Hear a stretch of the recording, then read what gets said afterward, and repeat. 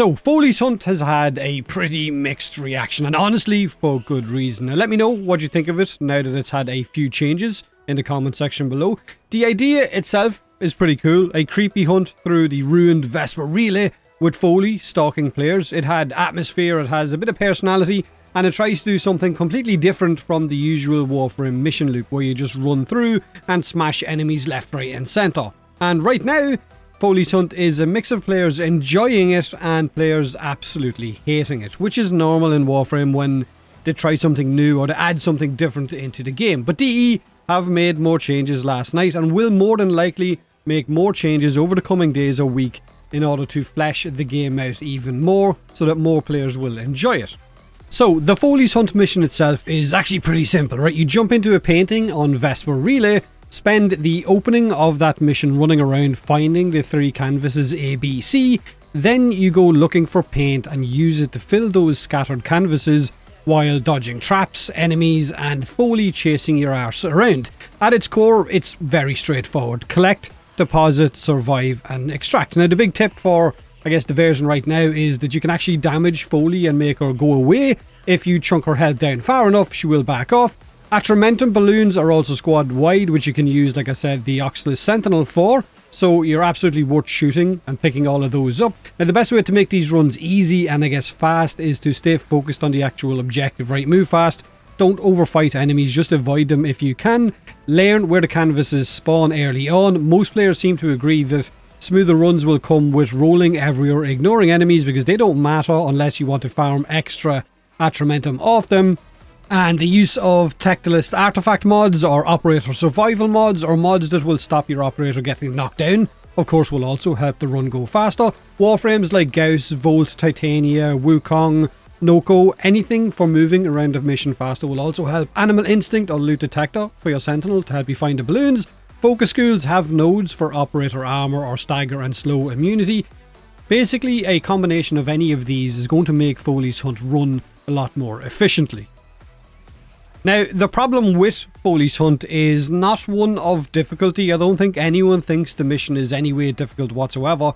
It seems to have been one of absolutely just piss poor visibility.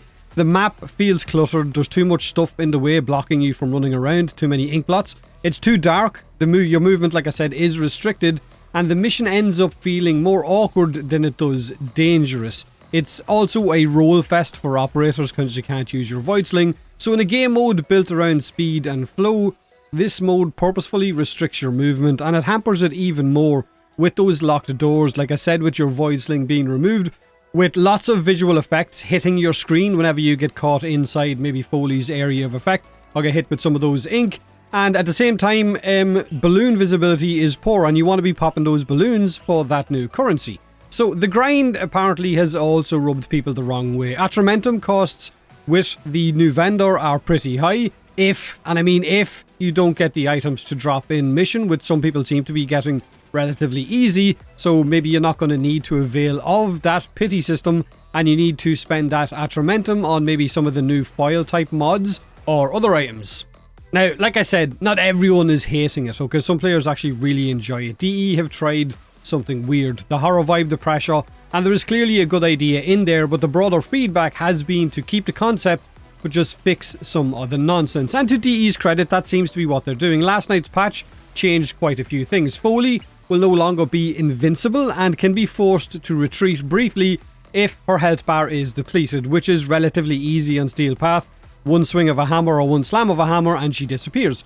Also reduced Foley's damaging aura by a third on normal and Steel Path, so she doesn't do as much damage. Atramentum, which is the new currency, the pickups for it will be shared squad wide. Also, they've improved the visibility of Atramentum balloons since they are a critical source of the new resource, and have noted that Atramentum acquisitions is one of the larger complaints due to the store credits. Those values were originally calculated with the understanding that players were destroying balloons and killing enemies, which both drop Atramentum, so they're going to closely monitor the acquisition rates and see if they need to change those costs if more needs to be done. So, the overall lighting has also been changed to improve visibility. Inky walls no longer damage players or cause knockdowns, and the waypoints spawned from killing enemies will now direct to a canvas if there are no active canvases. So since those changes were implemented, I've ran the mission quite a few times solo, and it is much better than it was before, but it could still do with a little bit of more changes considering the amount of, I guess, those inky stalactites that come off the ground, or stalagmites, whichever it is. The inky ones that come off the ground that still restrict your movement quite a lot. But let me know in the comment section below what you think of all of these changes. But simply allowing us to smash Foley makes it a lot more fun. Now, there are a few, I guess, ways to make this mission run a lot faster if you're not aware of them. It is effectively a stealth-based type of mission, so bringing a Warframe like Noko modded for duration so that he can go into his mini mushroom mode and stealth around the map at the start of it in order to find all paintings before you have a look for the paint, and then stealth around after that as well in order to get to the ink, is an incredibly fast way of doing the mission. The Oculus Sentinel can pop the balloons and grab the Atramentum loot instantly, saving you the trouble in case you can't see them, if in case maybe visibility is still affecting you. Mods for your Tactilus artifact like Metum Erun and Carl Zedi can increase operator movement speed, which will reduce that sluggish feel to the mission as well. Bringing a weapon, I guess, that can wipe out large groups of enemies relatively quickly, which I guess I've been using a hammer with a slam build, which I know is not something everyone enjoys, but it is incredibly effective to instantly just one-shot everything if you want to farm some extra Atramentum. I've been getting about 65 to 73 Atramentum per run. But yeah, that's pretty much it. There's probably a few other ways you can speed the mission up, and if there is and I've missed it, then let me know in the comment section below so that everyone else watching this video can avail of that as well. Have a great day, have a great week and weekend. Dev stream tomorrow, I think, at PAX East, where we will of course get a sneak peek at future updates, a few reveals, maybe the next Prime Warframe. They've also said that they're going to be running a kind of team versus team situation, and some of the special guests are going to help shape what is on the way next for Warframe. So I guess we're going to have to stay tuned and see exactly what they're going to be showcasing on that PAX dev stream, so make sure to keep an eye out for it.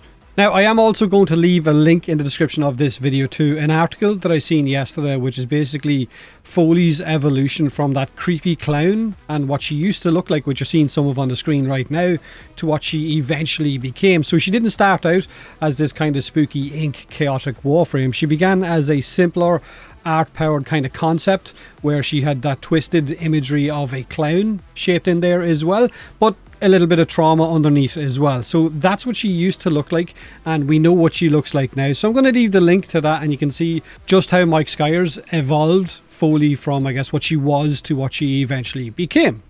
And as always, thanks for watching.